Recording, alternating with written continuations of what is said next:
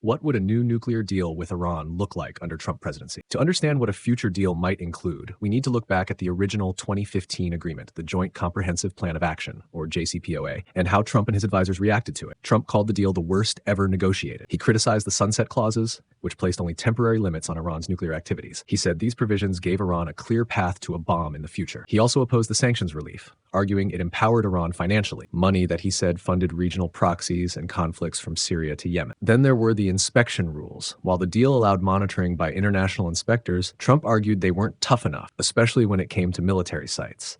And finally, the deal didn't touch Iran's ballistic missile program or its regional activities, issues Trump believed were essential to any lasting agreement. In 2018, Secretary of State Mike Pompeo laid out 12 conditions for a better deal, including permanent nuclear restrictions, unrestricted inspections, and an end to its destabilizing behavior in the Middle East. National Security Advisor John Bolton went even further, advocating for regime change. Today, those ideas still guide many who shape Trump-era foreign policy. A new deal under Trump would likely demand permanent or very long-term nuclear restrictions, if not full dismantlement, a highly intrusive verification regime with extensive access, perhaps introducing a third country joint nuclear activity with Iran as an additional layer of guarantee, inclusion of limitations on ballistic missile program, even if not publicly announced, to save face for Iran, conditional and potentially limited sanctions relief, possibly linked to broader behavioral changes, all designed to fix what his team saw as the original deal's core flaws.